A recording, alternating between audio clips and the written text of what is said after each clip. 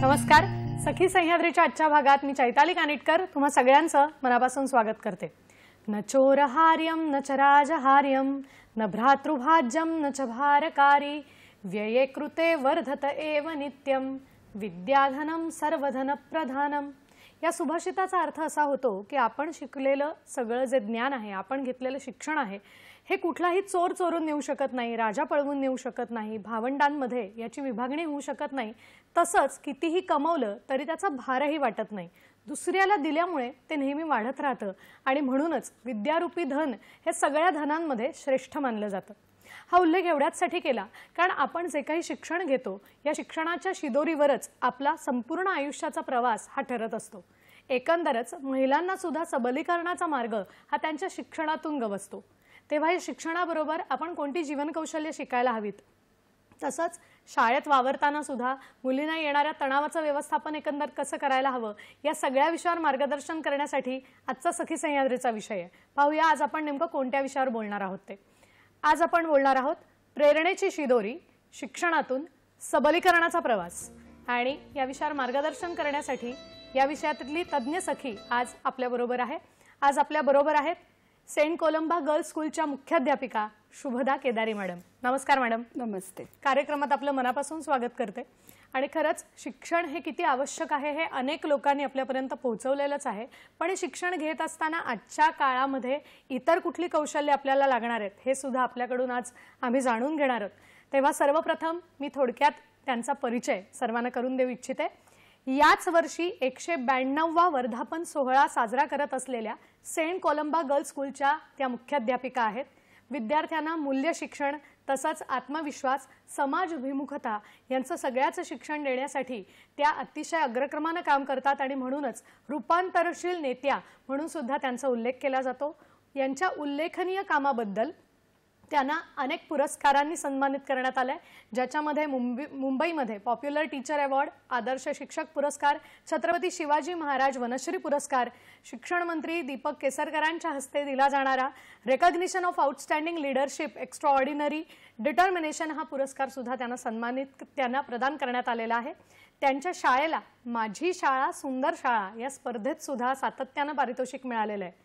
तसंच sharing caring या शालेय उपक्रमाच्या त्या संस्थापक आहेत आणि या प्रकल्पाद्वारे महाराष्ट्रातील दुर्गम वंचित भागातील विद्यार्थ्यांना त्या नेहमीच मदत करत असतात. आज एकंदरच या शिक्षणाची जी प्रेरणा आहे या प्रेरणेतून मिळणारी शिदोरी आपल्या सबलीकरणासाठी कशी काय महत्त्वाची ठरते हे त्यांच्या अनुभवातून आपल्याला जाणून घ्यायचं आहे.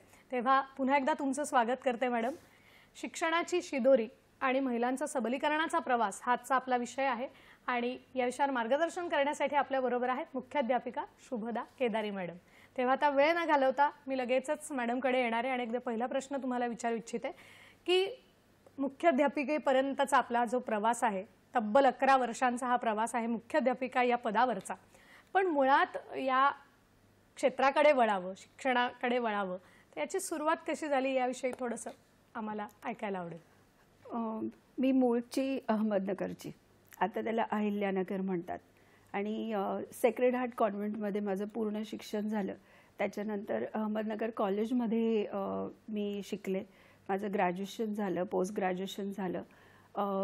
इंग्लिश लिटरेचरमध्ये मी पोस्ट ग्रॅज्युएशन केलं. हे सर्व करत असताना आई जी माझी रोल मॉडेल आहे ती देखील शिक्षिका आहे. आणि घरामध्ये आमच्या मोजल्यात तर खरोखर 12 शिक्षिका होत्या. आणि मी त्याच्यामध्ये स्वतःला बघत होते, त्यांचे जे अनुभव होते. आणि ही जी सेवा आहे समाजाची, शिक्षक झाल्यावरची, ही कुठंतरी माझ्या खूप मनामध्ये रुजून गेली होती की मी माझ्या समाजासाठी काय करू शकते. आणि म्हणून मी शिक्षक होण्याचं ठरवलं. त्याच्यानंतर MA चं शिक्षण जे झालं माझं, त्याच्यामध्ये मी TTC केलं सेंट मेरीज कॉलेज पुणे मधून.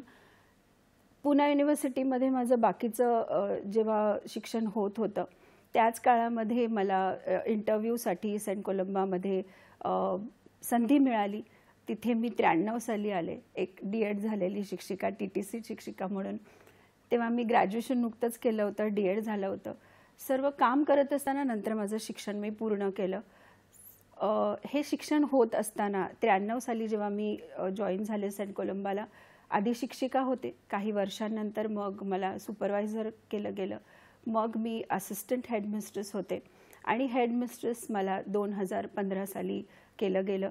सो आज एक 10 वर्ष झाले मी वा. हेडमिस्ट्रेसचा हा जो प्रवास आहे तो अजूनही माझा सुरू आहे. खूप छान. आणि मला वाटतं एक मुलींची शाळा आणि या पदावर आपण आहात, खरं तर मुलींची शाळा म्हटल्यानंतरची जबाबदारी ही खूप वेगळी आहे. कारण आज जर आपण बघायला गेलो तर शाळांमधलं वातावरण हे थोडंसं तणावपूर्ण असतं, पण ते हलकं फुलकं करण्यासाठी या पदावर आपण आहात, तर साधारण तणावमुक्त वातावरणासाठी कशा प्रकारे काम करायला हवं असं आपल्याला वाटतं? सर्वप्रथम मला शाळेत जायचंय हे जेव्हा ती मुलगी रडत असते की मला शाळा मिस नाही करायची, मला शाळेतच जायचंय, आजचा दिवस मी वेगळीकडे कुठे जाणार नाही किंवा मला घरी नाही राहायचं, बरं नसलं तरी मला शाळेत जायचं, जेव्हा हे असं होतं म्हणजेच ह्याचा रिपोर्ट असतो की तणावमुक्त वातावरण शाळेत आहे. सर्वप्रथम शाळेचा परिसर हा स्वच्छ असावा.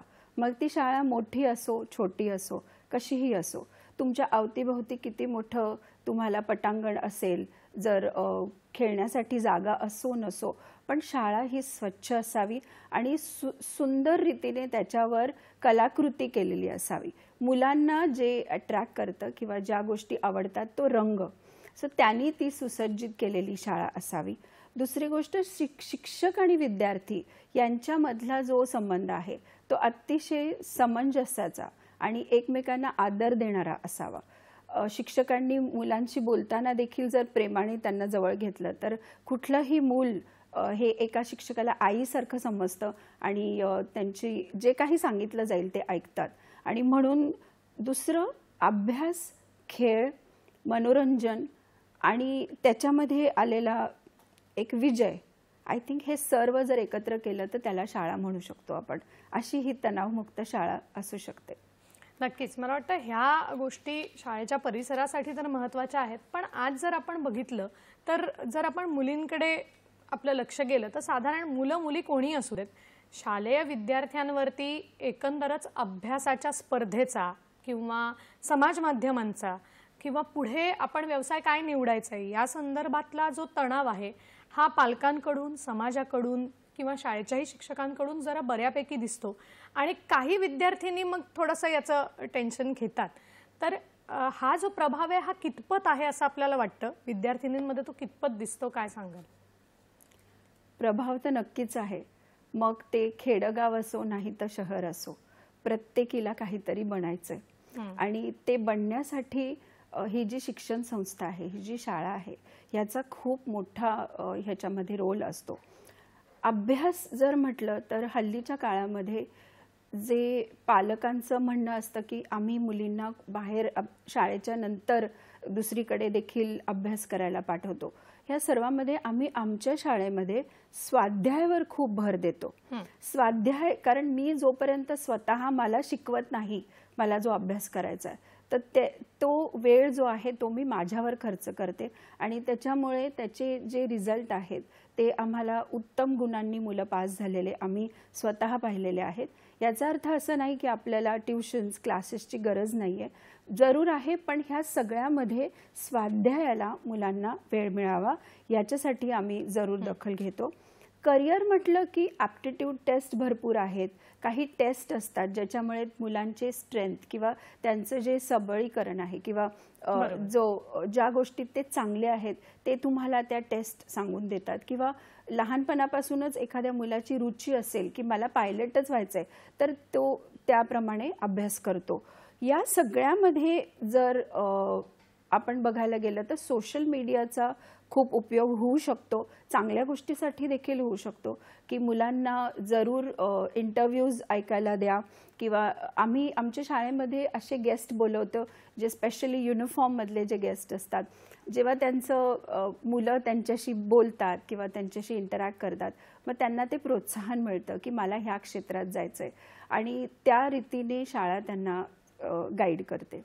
सो असं तणावमुक्त त्यांचं जे डिसिजन मेकिंग आहे किंवा त्यांना जे काही नंतर करायचं आहे याच्यासाठी आम्ही मुलांना मदत करत असतो. नक्कीच. मला वाटतं आता तुम्ही एक उल्लेख केलात ॲप्टिट्यूड टेस्टचा, कल चाचणीचा. आता कदाचित 10वी-12वीच्या परीक्षा या तोंडावर आहेत आणि परीक्षा झाल्यानंतर खरंच या कल चाचणीचा नक्कीच उपयोग होऊ शकतो, कारण विद्यार्थ्याला प्रत्येक वेळेला आपला कल कळेलच असं नाही आणि या चाचणीची खूप मदत होते. मला वाटतं ही खूप छान टिप आपण या निमित्तानं बोलताना दिली आहे. आता मुद्दा हा असा आहे की ज्या वेळेला तणाव हा शाळेमध्ये किंवा विद्यार्थिनींमध्ये दिसतो, जसं तुम्ही म्हणालात की समाज माध्यमांचा सुद्धा बरेच वेळेला आज जर आपण बघायला गेलो तर इतका प्रभाव आहे की त्याचा कुठेतरी तणाव त्यांच्या वागणुकीतून दिसतो. मग त्यावेळेला शिक्षक म्हणून आपण कशा पद्धतीने भूमिका बजावणं गरजेचं आहे की जेणेकरून त्या विद्यार्थिनींचा अभ्यासही होईल आणि येणारा तणाव सुद्धा दूर होईल. तर काय काय उपक्रम राबवले पाहिजेत किंवा कसं वागलं पाहिजे, काय सांग? सर्वप्रथम एका वर्गामध्ये, म्हणजे मी जशी शिक्षण क्षेत्रामध्ये गेले कित्येक वर्ष आहे, एकाच वर्गामध्ये तुम्हाला सर्व प्रकारचे मुलं दिसतात आणि कधी-कधी आपलं जे बोलणं असतं, जे शिक्षकांचं बोलणं असतं, ते कधी-कधी मनात खूप राहून जातं मुलांच्या आणि मग काही हट्टीपणा पण दिसतो की टीचर जर म्हणतात की मला येत नाही तर मी करणारच नाही. सो आय थिंक किंवा मला असं वाटतं की शिक्षकाने आपल्या मुलांशी जे काही त्यांना त्या समजून देतात ते सर्वांना सारखं नसावं. तुम्ही पर्सनली किंवा वैयक्तिकरित्या त्या मुलांना बोलवून त्यांच्याशी संवाद साधू शकता, त्यांना एनकरेज करू शकता आणि त्यांच्यामध्ये जर काही कमी असेल तर त्याच्यासाठी टीचरनी स्वतः मेहनत घेतली पाहिजे, ज्याला आपल्या सरकारने आम्हाला रेमेडियल टीचिंग करायला लावलेलं आहे शाळेच्या नंतर. सो जर शिक्षकाचा खूप मोठा भाग असतो, कारण जर माझे गुरु मला म्हणाले की तू नक्कीच हे करू शकतेस तर मी जिद्दीने ते करायचं ठरवणार आणि ते जे पाठबळ मला मिळणार माझ्या गुरूंचं, की त्यांचा जो विश्वास माझ्यावर आहे आणि म्हणून कुठलेही मूल आय थिंक कुठलेही यशाची पायरी जरूर चढू शकतं. म्हणून शिक्षकाचा ह्याच्यामध्ये भाग खूप महत्त्वाचा आहे. नक्कीच. मला वाटतं रेमेडियल टीचिंगचा आपण उल्लेख केला, त्याच्याकडे मी येणार आहे, पण तत्पूर्वी एक फोन येतोय, तो आपण घेऊन मग आपल्या चर्चेला सुरुवात करूया. आपल्याला पनवेलहून प्रश्न विचारतायत विद्यारंग क्षीरसागर. नमस्कार. नमस्कार मॅडम. नमस्कार. मला फार आनंद वाटला की एक अहमदनगरची मुलगी आज मुंबईत आलेली आहे. मी पण अहमदनगरचा आहे, त्याच्यामुळे मला सार्थ अभिमान वाटतो या गोष्टीचा. अजून मला एक विचारायचं होतं की आपण मराठी शाळा चालू ठेवून त्याच्यामध्ये इंग्रजी विषय हा स्पेशली चांगल्या दर्जाचा शिकवला तर मुलं आपली इंग्रजीमध्ये कमी नाही पडणार आणि इतिहास आणि भूगोल हा जर चित्ररूपाने म्हणजे चित्रपट टाईप असा जर चित्ररूपाने आपण त्यांना शिकवला तर चित्रपट मुलांच्या लक्षात राहतो, तर इतिहास आणि भूगोल सहज लक्षात राहील. तर अशा प्रकारचा काही प्रयोग आपल्याला करता येईल का? नक्कीच. वाटतं त्यांचा प्रश्न खूप छान आहे, कारण ज्या वेळेला आपण म्हणतोय की प्रेरणेची शिदोरी आणि महिलेचा सबलीकरणाचा प्रवास, ॲक्च्युली हा प्रवास खरं तर शाळेतूनच सुरू होतो. कारण आपण म्हणतोय की कुटुंब ही फर्स्ट सोशलायझिंग एजन्सी म्हटली जाते आणि school is a second socialising agency of child असं आपण म्हणतोय. तर त्यावेळेला शाळेतून हे जे सगळे विषय शिकवले जातात त्याच्याकडे बघण्याचा विद्यार्थ्यांचा दृष्टिकोन तेव्हाच चांगला होऊ शकतो ज्यावेळेला तो विषय चांगला शिकवला जाऊ शकतो. तर यांचा जो प्रश्न होता की मराठी शाळांमध्ये इंग्रजी खरंच उत्तम दर्जाचं शिकवलं गेलं तर त्याचा त्या मुलींना खरंच फायदा होणार आहे आणि त्याचबरोबर इतर विषयांचं ज्ञान, काय वाटतं आपल्याला, काय सांगाल? सर्वप्रथम मला सांगायला आवडेल की सेंट कोलंबा ही इंग्लिश आणि मराठी शाळा आणि 1832 साली जेव्हा ही शाळा सुरू झाली तेव्हा 6 मुली ज्या काष्टा नेसून शाळेला यायच्या आणि स्त्री शिक्षणाला खूप भर दिला गेला आणि म्हणून आजही आम्ही SSC आणि मुलींची शाळा या गोष्टीवर खूप ठाम उभे आहोत. आणि ह्याच्यामध्ये सर तुम्ही जे म्हणालात की इतिहास आणि भूगोल, तर मला हा प्रश्न खूप आवडला कारण मी स्वतः भूगोलाची शिक्षिका आहे. नगर जिल्ह्यामध्ये नगर जिल्ह्यात मी बेसिकली नगरमध्ये राहणारी, पण माझ्या घराच्या पाठी शेत होतं आणि त्या शेतामध्ये जेव्हा काही पीक यायचं मग त्याचं नंतर काय व्हायचं किंवा शेतातली माती कशी असते ह्या गोष्टी मला ज्या फर्स्ट हँड इन्फॉर्मेशन होतं की माझ्यासाठी ते रोजचं होतं बघणं. जेव्हा मी मुंबईत आले तेव्हा माझ्या लक्षात आलं की हे मुलांना एवढं समजत नाहीये, मी फक्त चित्ररूपी दाखवतेय. आणि म्हणून मुंबईमध्ये आमच्या शाळेमध्ये सर जसं परसबाग आम्ही सुरू केली आणि ह्याच्याद्वारे जसं तुम्ही म्हणता की इतिहास आणि भूगोलच नव्हे तर प्रत्येक गोष्ट तुम्ही जर फर्स्ट हँड इन्फॉर्मेशन द्यायचं ठरवलं तर त्यांना कुठलेही प्रोजेक्ट्सच्या द्वारे, पण ते प्रोजेक्ट सर्व वेळ कागदाचे बनलेलेच नसावेत, ते वेगवेगळ्या रीतीचे असावेत. मुलांना तुम्ही घरी जर फोटोग्राफी करायला सांगितली तर ते ग्रोथ, जर एखादी गोष्ट तुम्ही शिकवणार तर पावसाळ्यामध्ये जसं गवत उगवत राहतं कुठल्याही घराच्या रूफवर, तेही तुम्ही त्यांना शिकवू शकता. सो जॉग्रफी, हिस्ट्री, सायन्स सर्व विषयामध्ये या गोष्टी तुम्ही मुलांना फर्स्ट हँड शिकवू शकता. शाळेतल्या काही परसबागेची चित्रही बघायला मिळाली या निमित्ताने. हो, खूप छान. या विषयावर मॅडम असंच आपल्याला मार्गदर्शन पुढेही करणार आहेत. पण इथे वेळ झाली एका छोट्याशा विश्रांतीची, तेव्हा आपण कुठेही जाऊ नका, आम्ही लगेचच परत येतोय. पाहत रहा सखी सह्याद्री.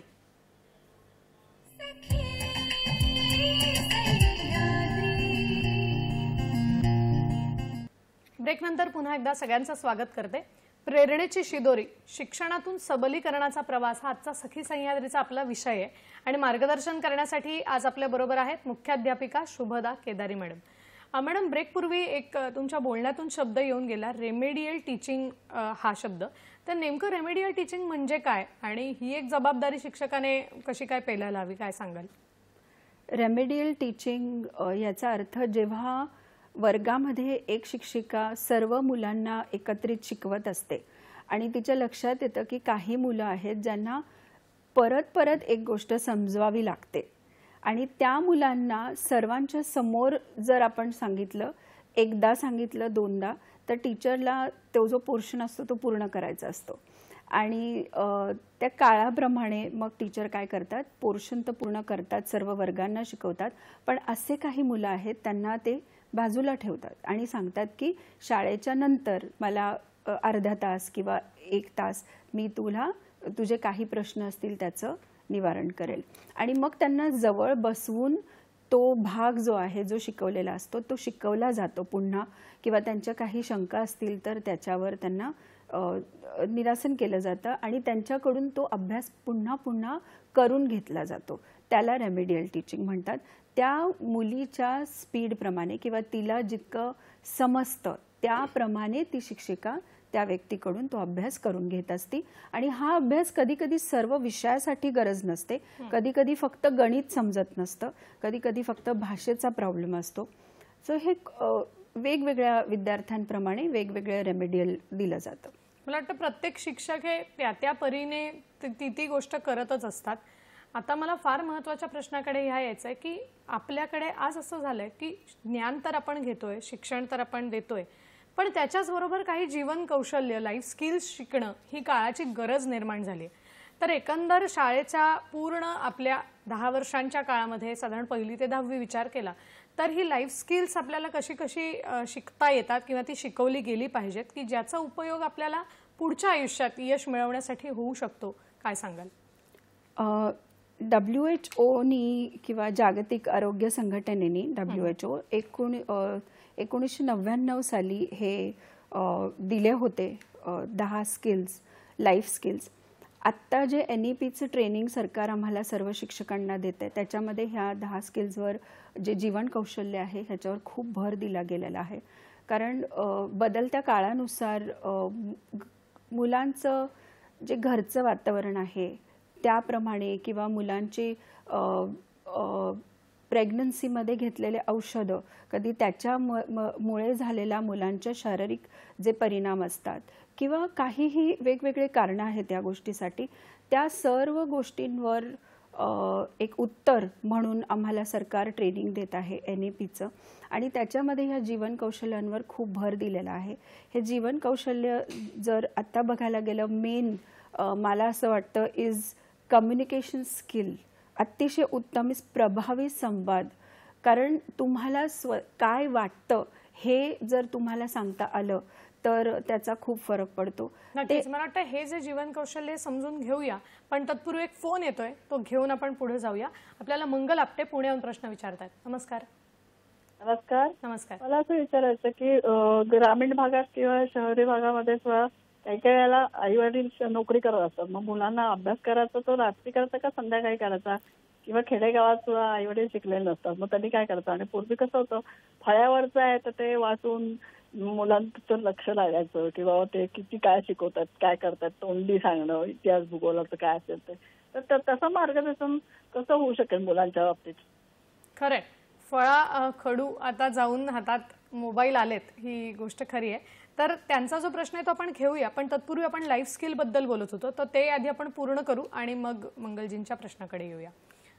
तर काय सांगाल, तुम्ही सांगत होतात की संवाद कौशल्य हे हो, खूप संवाद महत्त्वाचं आहे. प्रभावी संवाद हा असावा.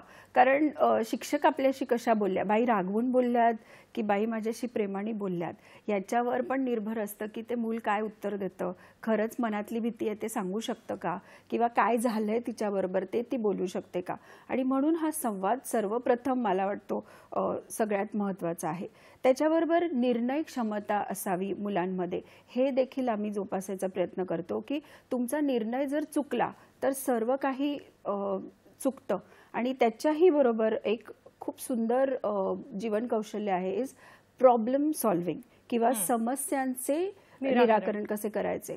या 2-3 गोष्टीच नाही, सर्व 10 खरंच इम्पॉर्टंट आहेत. पण जर ह्या 3 गोष्टीवर तुम्ही भर दिलात की तुमचं डिसिजन मेकिंग नीट पाहिजे, तुमचं जे काही तुम्ही निर्णय घेताय तो व्यवस्थित पाहिजे, तुमचं बोलणं व्यवस्थित पाहिजे, आणि दुसरी गोष्ट जो प्रॉब्लेम आलाय किंवा जी समस्या आली आहे ती कशी तुम्ही सोडवणार याचं तुम्हाला एक माहिती पाहिजे. हे सर्व शाळेमध्ये शिकवलं जातं आणि याच्यावर भर देतो. आणि मला वाटतं कदाचित स्पर्धा ज्या शाळेमध्ये वेगवेगळ्या होतात त्याच्यातून सुद्धा ही जीवन कौशल्य आपल्याला बरेचदा शिकायला मिळतात. म्हणजे वक्तृत्व स्पर्धा असेल, कथाकथन स्पर्धा असेल किंवा वादविवाद स्पर्धा असतील, अशा अनेक स्पर्धांचा उपयोग या जीवन कौशल्याचाच आपण थोडक्यात शिकत असतो. तर मला वाटतं बरीच मुलं याच्यात सहभागी होत नाहीत. तर मुलींना विशेषतः आपण काय सांगाल, कारण बऱ्याच विद्यार्थिनींचं असं असतं की मी भाग घेतला तर मला बक्षीस नाही मिळणार, आणि म्हणून अनेक विद्यार्थी असे असतात की जे या स्पर्धात भागच घेत नाहीत. तर त्यांच्यासाठी आपण काय सांगू इच्छिता? एक साधं उदाहरण द्यायचं की जेव्हा मुलगी घरी जाते ना तेव्हा आईला दिवसभर काय झालं हे सर्व सांगत राहते. तीच मुलगी जेव्हा स्टेजवर उभी राहते तेव्हा गोंधळलेली असते. आणि ह्याचं सर्व आय थिंक मी श्रेय टीचरला देईल की जर तुम्ही शिक्षकांनी ते जे मुलं आहेत जे लाजतात किंवा जे टिमिड आपण म्हणतो त्या मुलांना जर तुम्ही एक छोटंसं वर्गामध्ये काही वाचायला सांगितलं किंवा त्यांना काहीतरी गोष्ट रिपोर्ट करायला सांगितली की कालचं गणपतीचा फेस्टिवल तू पाहायला गेली होतीस का, किंवा तू काल भाजी घ्यायला गेली होतीस का, काय झालं, तर हे छोटंसं जेव्हा त्यांना तुम्ही न कळत त्यांच्याकडून जेव्हा तुम्ही त्यांना बोलण्याचं प्रवृत्त करता तर मला नक्कीच वाटेल की हे सर्व मुलं कुठे ना कुठेतरी शाईन होतात, कुठे ना कुठेतरी त्यांच्यामध्ये तो आत्मविश्वास जरूर निर्माण होतो. नक्कीच. मला वाटतं आता मंगलजींच्या मी प्रश्नाकडे येते, कारण त्यांनी आताच्या परिस्थितीला अगदी योग्य असा प्रश्न विचारलाय की ग्रामीण भागामध्ये सुद्धा आज असं चित्र आहे की बरेचसे पालक हे घरी नसतात. शहरी भागात तर बरेच पालक हे कामानिमित्त बाहेर पडलेले असतात आणि त्यावेळेला एकटं मूल घरात असतं तर त्याला अभ्यासाच्या वेळांचं नियोजन हे जमत नाही. आणि दुसरा त्यांचा प्रश्न होता की खडू फळा आज नाही, आणि खरंच त्यांच्या प्रश्नाला मी जोड देऊन विचारू इच्छिते की हातात आज मोबाईल आलाय आणि खरं तर शहरातले पालक तो दूरही करू शकत नाहीये अशी परिस्थिती आहे काही कारणाने. तर एकंदर अभ्यासाकडे छंद म्हणून विद्यार्थ्यांनी कसं बघायला पाहिजे, कारण ज्यावेळेला आपण म्हणतोय की सबलीकरणाचा प्रवास हा शिक्षण आहे त्यावेळेला फक्त अभ्यासाकडे अभ्यासाचा दृष्टिकोन न ठेवता तो छंद म्हणून सुद्धा कसा जोपासायला हवा, काय सांगाल याविषयी? सर्वप्रथम मला सांगू देत की हा जो मंच आहे हा महाराष्ट्राच्या कोपऱ्या कोपऱ्यामध्ये जाणार आहे, याचं मी पूर्ण भान ठेवून आज ह्या जागेवर बोलत आहे. कारण मी स्वतः नगरची असल्या कारणाने तिकडचे बरेचसे खेडेगावं मला माहिती आहेत, बऱ्याचशा शाळा मला माहिती आहेत. आणि हे जे तुम्ही बोलता हे खूप खरी गोष्ट आहे की जेव्हा आई वडील बाहेर जातात त्या मुलांनी काय करायचं, आणि मुलांना आवड पण पाहिजे. मोबाईल हा सर्वांकडेच नसेल. आणि दुसरी गोष्ट आता सरकारने जेव्हा सांगितलं होतं ऑनलाईन द्या शिक्षण तेव्हा मुलांकडे मोबाईल आले, पण त्याच्याही पलीकडे मी जाऊन सांगेल की जे पाठ्यपुस्तक निर्माण केलं आहे सरकारने, जे पाठ्यपुस्तक केलेलं आहे ते खूप आहे.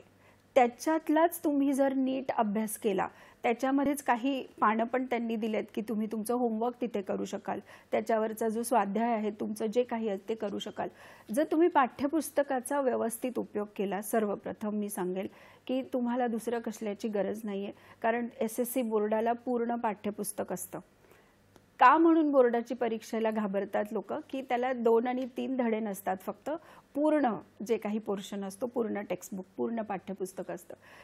ही पहिली गोष्ट झाली. दुसरी गोष्ट, तुम्ही म्हणालात की त्यांनी रात्री अभ्यास करावा की कधी. प्रत्येक व्यक्तीचं एक पद्धत असते अभ्यास करण्याची. जर तुम्ही ह्या ॲप्टिट्यूड टेस्ट जर करायला गेलात, मी पुन्हा परत त्या टेस्टकडे गेली, तर तुम्हाला समजेल की कुठली गोष्ट तिला जास्ती जमते. की काही मुलं असतात ज्यांना ऐकलेलं जास्ती लक्षात राहतं, काही असतात त्यांना शांततेत वाचायला आवडतं, काही असतात ते रात्री उशिरापर्यंत जागू शकतात, काही मुलं पहाटेच उठतात. हे सर्व व्यक्तीवर अवलंबून असतं आणि ते सगळं ऑब्झर्व फक्त पालक करू शकतात की त्या मुलीला कुठला किंवा त्या मुलाला कुठली वेळ त्याला मिळू शकते. टाइम टेबल खरंच इम्पॉर्टंट आहे. जे तुम्ही नियोजन करता अभ्यासाचं ते खूप इम्पॉर्टंट आहे. पण त्या नियोजनाच्या पाठी इथे मला एक मुद्दा बोलावा असं वाटतो, इज उत्तम आरोग्य. कारण मुलांचा हा जो अभ्यास न केल्याचं कारण असतं ते असतं पोट दुखत होतं, झोप आली होती, थकवा आला होता आणि मला समजलंच नाही असं झालं. स्पेशली पोट दुखणं तर हे आय थिंक खूप खूप कॉमन गोष्ट झालेली. आणि जर आईवडिलांनी त्या छोट्याशा गोष्टी, म्हणजे जर आपण गावातून माझ्याकडे जर हा कार्यक्रम बघत असाल तर गावामध्ये तर भाज्या तुम्हाला खूप व्यवस्थित मिळतात, शहरामध्ये पण मिळतात, प्रश्नच नाही.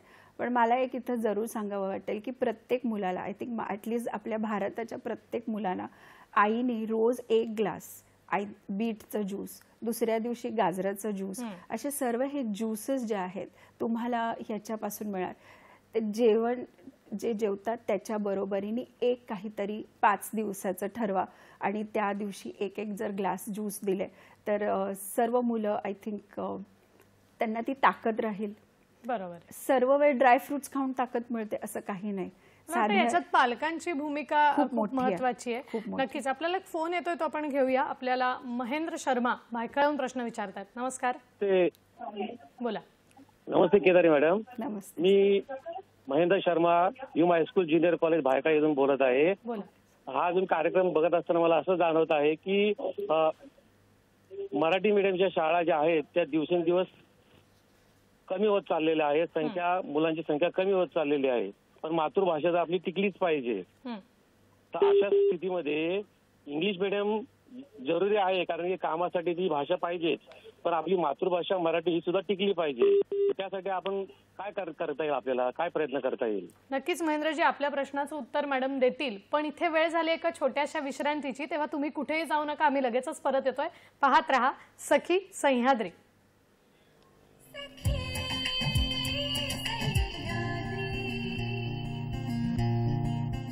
ब्रेक नंतर पुन्हा एकदा सगळ्यांचं स्वागत करते. आजचा आपला विषय आहे प्रेरणेची शिदोरी, शिक्षणातून सबलीकरणाचा प्रवास. आणि आपल्याला मार्गदर्शन करण्यासाठी आज आपल्या बरोबर आहेत शुभदा केदारी मॅडम.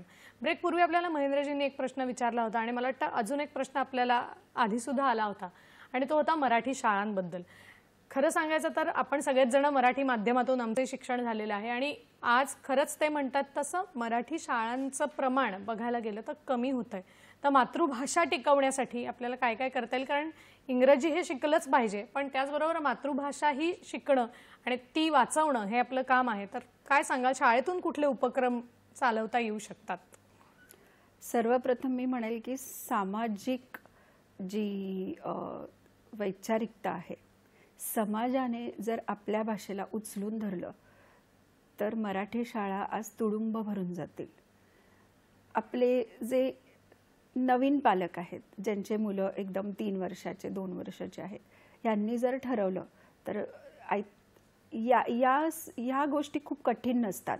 पण तो समाज असतो ना, तो एक हर्ड मेंटॅलिटी असते की सगळेजण तिकडे चाललेत, मलाही तिथे जाऊ देत. आणि म्हणून जर समाजाने ठरवलं, आपल्या जसं मराठी भाषा जी आहे ती इतकी गोड आहे आणि संस्कृत त्याच्या बरोबरीने असते. ह्या सर्व भाषा फॉरेन कंट्रीजमध्ये जर लोक विशेष भाषा घेऊन शिकतात, तर आपले मराठी लोकांनी जर आपल्या मराठी शाळा उचलून धरल्या, आणि हे सर्व पालकांवर अवलंबून असतं, ते मूल जाणार जिथं तुम्ही त्याला घालणार.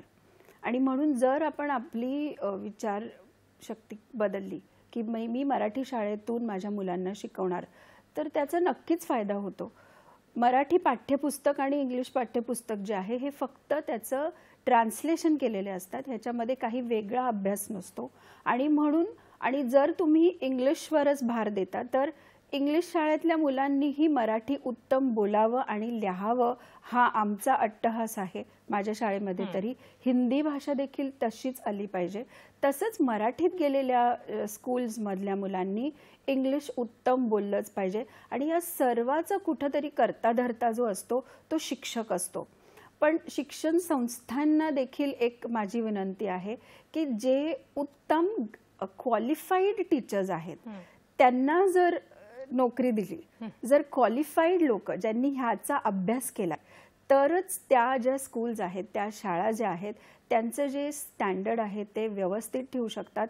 ह्याच्यावर मी कोणाच्या अगेन्स्ट बोलत नाही, पण खेडेगावांमध्ये सुद्धा उत्तम मुलं इंग्लिश बोलताना मी ऐकलेली आहेत. आणि आमच्यासाठी सरकारने आम्हाला बरेचसे एक्झाम्पल्स म्हणून सांगितलेले आहेत की ह्या ग्रामीण भागातल्या मुलांना तुम्ही जरूर भेटा. माझ्या शाळेला काही दिवसापूर्वी मालेगावच्या मुलांनी भेट दिली होती आणि ते जवळजवळ 50 मुलं आले होते. भुसे साहेब जे आपले शिक्षण मंत्री आहेत त्यांनी त्यांना आमंत्रित केलं होतं मुंबई बघायसाठी.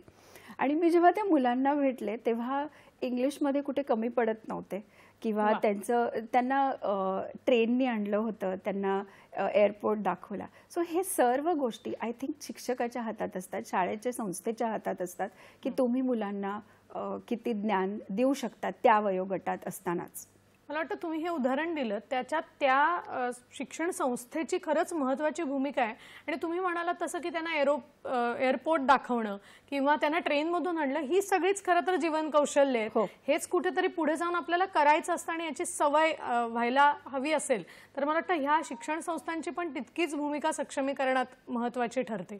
आता मी येणार आहे, आपल्या शाळेमध्ये अनेकविध उपक्रम चालतात जे सगळ्याच मुली, आपली मुलींची शाळा आहे, मग मुलींच्या भावनिक कौशल्याशी निगडित काही उपक्रम असतील, त्यांना सांस्कृतिक कौशल्यावर भर देणारे काही उपक्रम असतील, तर या सगळ्या उपक्रमांविषयी काय सांगाल आपण?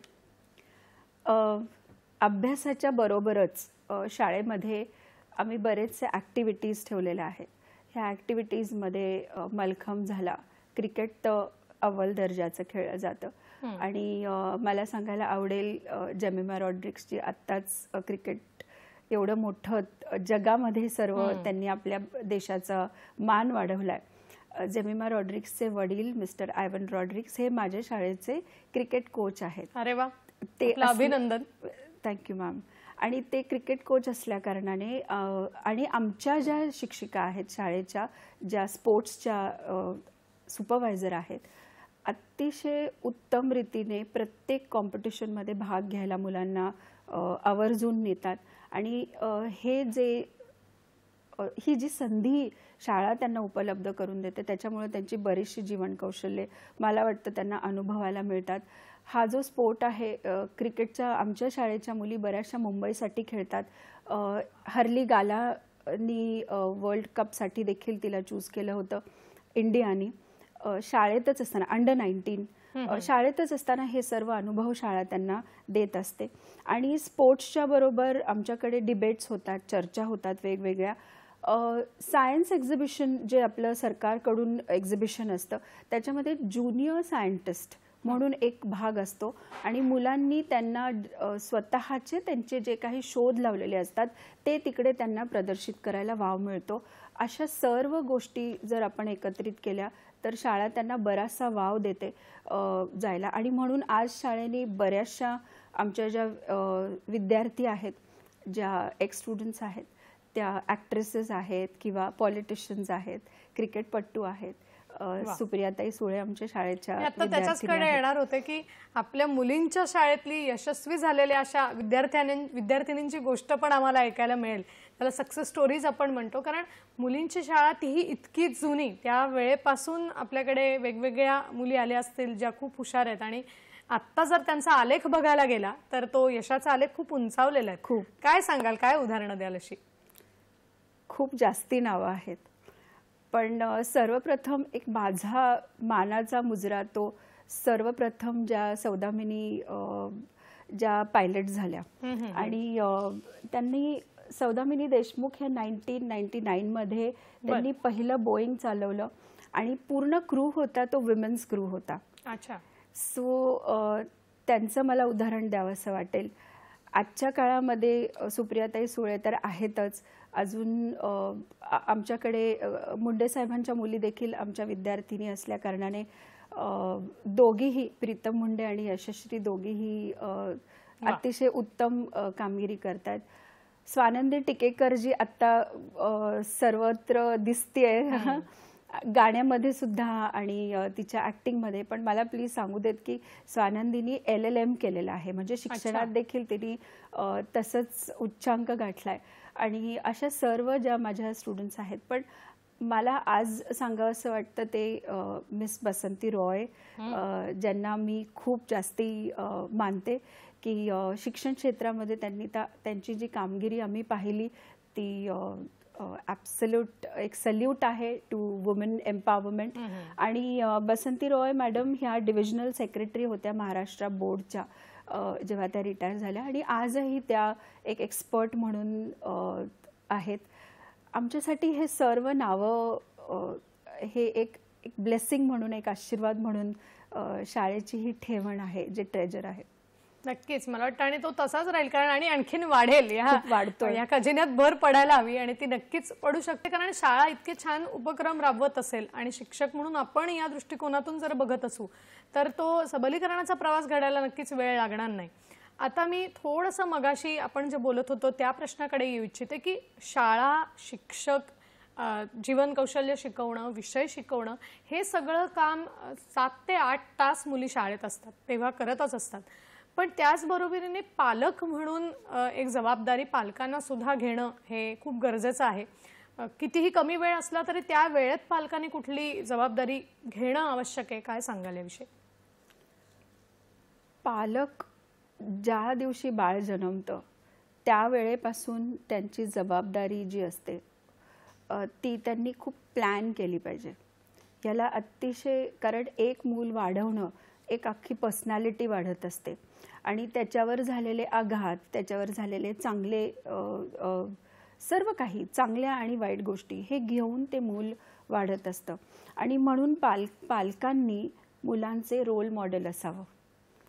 आईनी विशेष करून आणि बाबांनी दोन्हीही एक रोल मॉडेल असावं.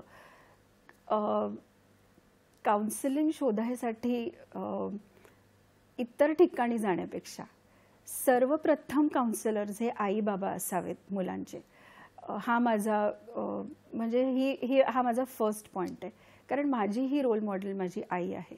मी त्यांना बघूनच माझं आयुष्य जगते. त्यांच्या सवयी, त्या कशा रिॲक्ट करतात हे सर्व त्यांच्याकडे बघते. तर पालकांचा रोल असतो तो मुलांच्या समोर आपण काय करतोय, कसे वागतोय, कोणाशी कसं बोलतोय किंवा घर कसं चालवतो हे सर्व ती छोटी मंडळींना बघत असते. आणि या सगळ्यामधून घराघरातून आपण आता शाळेविषयी जे बोलत आहोत तर पालकांनी मुलांना जबाबदाऱ्या छोट्या छोट्या दिल्या पाहिजेत.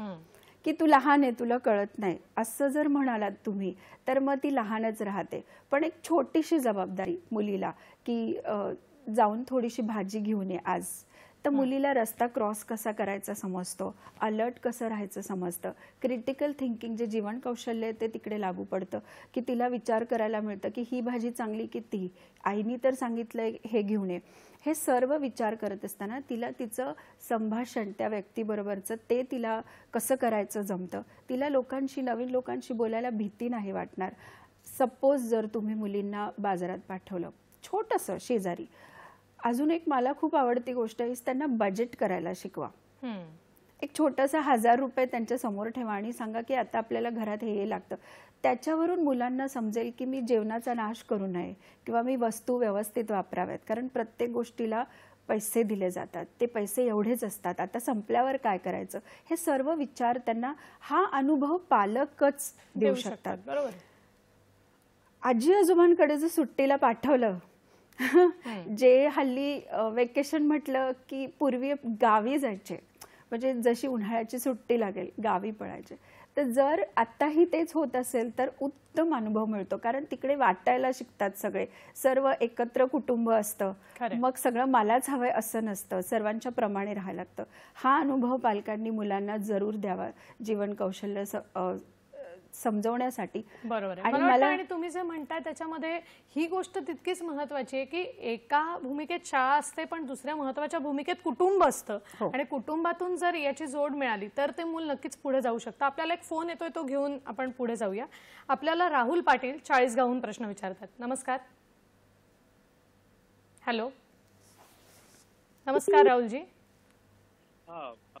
प्रश्न विचारा.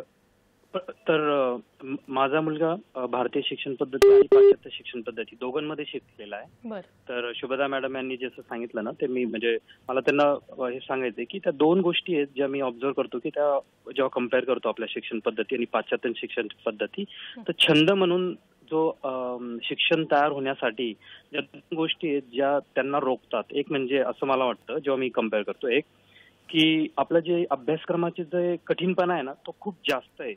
म्हणजे मी माझं स्वतःचं शिक्षण जेव्हा कम्पेअर करतो आणि अमेरिकन शिक्षण पद्धती कम्पेअर करतो, तर त्याच्यामुळे ना त्यांचा रस जो आहे ना शिक्षणात तो कमी कमी होत जातो, हे पहिलं.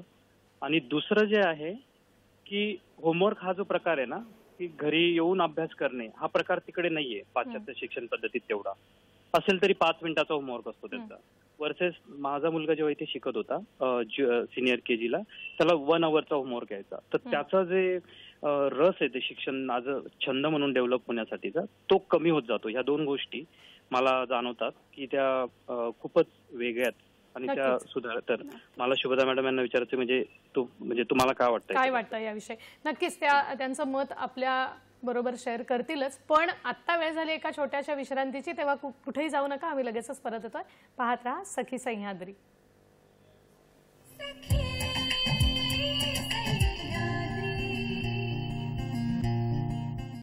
ब्रेक नंतर पुन्हा एकदा सगळ्यांचं स्वागत करते. आपल्याला ब्रेकपूर्वी राहुलजींनी एक प्रश्न विचारला होता, तर मी थेट त्याच्याचकडे येते. त्यांचा प्रश्न होता की काठिण्य पातळी आणि गृहपाठ या दोन गोष्टी जर आपण बघायला गेलो तर याच्यामुळे थोडासा अभ्यासातला जो रस आहे तो कमी होतो, तर याविषयी आपलं काय म्हणणं आहे? सर, तुमचं बरोबर आहे की जेव्हा आपण बघतो, कम्पेअर करतो किंवा ह्या गोष्टी बाहेरच्या देशामध्ये कशा आहेत, पण आपल्या देशामध्ये जो अभ्यासक्रम आहे त्याच्याप्रमाणे जर आपल्याला इथे चालायचं तर ही जी सिस्टीम सरकारने तयार करून ठेवली आहे किंवा NCERTने SCERTने जे काही आपल्याला करून ठेवलेलं आहे, तर ते आपल्याला त्याच्याप्रमाणे जाणं गरजेचं असतं. आणि तो जो अभ्यास आहे, आणि म्हणूनच भारतीय लोक पूर्ण जगभरात त्यांना खूप डिमांड आहे की आम्हाला इंडियन्स पाहिजेत, कारण अति हुशार आणि त्यांचं जे कुवत आहे ना अभ्यासामध्ये किंवा जे प्राधान्य ते अभ्यासाला देतात ते तिकडच्या लोकांपेक्षा इंडियन्स, तुम्ही सर्व जगात जा, अतिउत्तम पोस्टवर तुम्हाला इंडियन्स सापडतील. IITचे आपले जे बरेचसे मुलं आहेत ते आपल्या देशातही सेवा करतात, बाहेरही सेवा करतात. किंवा म्हणून भारतीय, बिकॉज आपला हा अभ्यासक्रम कठीण आहे, पण ह्याला काही दुसरं आपल्याकडे पर्याय नाहीये, आणि म्हणूनच आपण सर्वाइव्ह होतोय. खरंच यत्र तत्र भारतीय म्हणतात ते खरं. बरं मॅडम, तुम्ही मगाशी पालकांची भूमिका सांगत होतात, तर त्याविषयी थोडंसं राहिलंय, तर ते आपण पूर्ण करूया. हो, पालकांची भूमिकामध्ये 2 मुद्दे माझे जे मला जरूर सांगायचे आहेत इज, त्यांना कधीतरी बँकेमध्ये न्या मुलींना किंवा मुलांना, तुमच्याबरोबर त्यांना बँकेत न्या. ते स्लिप्स असतात त्या भरायला शिकवा, किंवा बँकेमध्ये कुठे काय कसं काम चालतं, बँकेमध्ये लोन कसं मिळतं, त्यांना हे सर्व शब्दांची माहिती करून द्या. तुम्ही त्यांना जितक्या ऑफिसेसमध्ये त्यांना न्याल त्यांची त्या ठिकाणाची त्यांना माहिती करून द्या. मग मुलांना ते खूप आवडतं आणि मग अभ्यासामध्ये जेव्हा कधी त्याचं उल्लेख येतो मग ते वर्गात त्यांना ते सांगायला आवडतं की मला येतं हे उत्तर, मी गेलेली आहे, मला समजवलं. आणि शेवटची गोष्ट मला जी पालकांना सांगायची आहे इज, मुलांना पत्र लिहायला शिकवा. ह्या मीडियाच्या ह्या मोबाईलच्या जमान्यामध्ये या काळामध्ये सगळे टाईपच करतात आणि व्हॉट्सॲपवर तर खूपच सगळे इमोजीज वापरले जातात. पत्रलेखन हे कुठंतरी खरंच सुंदर गोष्ट आहे जी आपण हरवत चाललोय. तर एक छोटीशी पोस्टाची तुम्ही जर पेटी करून घरात ठेवली की आईला पत्र किंवा बाबांना थँक्यूचं एक पत्र लिहिलं तरी की मला तुम्ही हे दिलं, मला खूप आवडलं, किंवा आजी आजोबांना पत्र घरातूनच करायचं हे ऑफकोर्स, किंवा शिक्षकांनी वर्गामध्ये मुलांना इंग्लिशचे किंवा भाषेचे जे शिक्षक आहेत त्यांनी जर एक छोटासा पोस्ट ऑफिस केलं आणि तिकडे पत्र लिहायला शिकवलं तर मला वाटतं मुलांना नक्कीच स्वतःला काय वाटतं हे एक्सप्रेस करता येईल. आणि ती एक वेगळी गंमत आहे पत्राची आणि मुलं ते कुठेतरी त्यांना त्याचा फायदा नक्कीच होणार. नक्कीच मला वाटतं ती अभिव्यक्ती मिळण्यासाठी या सगळ्या जीवन कौशल्यांची कुठेतरी गरज असते. कारण ना प्रत्येक अगदी कोणीही किती यशस्वी झालं तरी मोठं झाल्यानंतर आपण ज्या शाळेत होतो, जे शिक्षक आपल्याला होते, जी वर्गात केलेली मजा असते ती आपल्याला नक्कीच आठवते आणि कुठेतरी हेच यश आहे असं म्हणायला लागेल. पुढचा प्रश्न माझ्या मनात हा आहे की अभ्यास, छंद, करिअर हे सगळं सांभाळत असताना याचा समतोल हा विद्यार्थ्यांनी कसा ठेवला पाहिजे आणि अगदी शेवटी आपण या सगळ्या संदर्भात काय सांगाल, काय सल्ला देऊ इच्छित, काय सांगाल? या सगळ्याचा जो समतोल असतो तो विशेष करून मला तरी वाटतं की अभ्यास आणि सोशल मीडिया हे जेव्हा तुम्ही एकत्र करता त्या काळामध्ये तुमचं स्वतःचं काय मत आहे हे खूप महत्त्वाचं असतं. तुम्ही काय ठरवताय ते करायसाठी. जर मी ठरवलं की मला हे करायचं तर मी त्याच्यासाठी खूप मेहनत घेते आणि ते फायनली मेहनतच कामाला येते. या गोष्टीचा समतोल ठेवत असताना सोशल मीडियाचे अतिउत्तम फायदे पण आहेत, ते पण मी घेतले पाहिजेत. त्याच्यामध्ये जो तणाव आहे तो मला सहन करता आला पाहिजे. म्हणून माझ्याकडे तणाव निराकरण म्हणजे मला जर माझा स्ट्रेस घालवायचा आहे तर त्याच्यासाठी काही गोष्टी असल्या पाहिजेत. प्रत्येक व्यक्तीला त्याला माहीत असतं की मला जर खूप स्ट्रेस आला, तणाव आला तर मी काय करते. त्याचं उदाहरण म्हणजे काही लोकांना गायला आवडतं, काही लोक मूव्हीज बघतात, काही लोक वाचन करतात, काही लोक फक्तच गप्पा मारतात, जवळच्या व्यक्तीबरोबर खूप सगळं सांगायचं असतं आणि मन हलकं करतात. काही जण असतात जे एकटेच त्यांना शांत बसायचं असतं, कोणाशी बोलायची इच्छा नसती. सो प्रत्येकाला आपापला स्वभाव माहीत असायला हवा किंवा घरातल्यांनी तो ओळखला पाहिजे की ती शांत बसली आहे ना, तिला बसू दे थोडा वेळ, ती त्याच्यातून बाहेर येणार. ह्या सर्व गोष्टी जेव्हा तुम्ही एकत्र करता तर तणावाशी नक्कीच तुम्ही त्याच्यातून बाहेर निघू शकता. नक्कीच मला वाटतं अगदी जाता जाता आपल्या सगळ्या मुलींना सक्षम होण्यासाठी काही संदेश द्यायचा असेल तर आज या निमित्ताने काय द्याल? कारण असंख्य मुली हा आपला कार्यक्रम बघतायत तर काय सांगावं असं वाटतं या निमित्ताने? माझा जर वैयक्तिक अनुभव बघितला तर बरेचसे फेलियर्स जे लोक गिव्ह अप करतात किंवा मी आता शिकणारच नाही, मला पुढे काहीच नाही करायचं, ह्या सर्व गोष्टी दोन गोष्टींमुळे होतात. एक इज पराभव, फेलियर, आणि दुसरी गोष्ट नकार, रिजेक्शन. ह्या दोन गोष्टी खूप त्या दोन गोष्टींमुळे बऱ्याचशा लोकांचं करिअर घडता राहतं, म्हणजे ते त्या शिखरापर्यंत पोहोचू शकत नाही. तर माझा सल्ला असा असेल की पराभव आणि नकार यांना मागे सोडून प्रकाशाची जर वाट धरली तर यशाची पायरी आपण नक्कीच चढू शकतो. नक्कीच मला वाटतं हे खूप महत्त्वाचं सांगितलं, कारण हे फक्त शिक्षणाच्या पायरीपर्यंत मर्यादित नाहीये. उभ्या आयुष्यात सुद्धा आपण दिलेला हा सल्ला मला वाटतं खूप महत्त्वाचा सगळ्यांसाठीच ठरेल.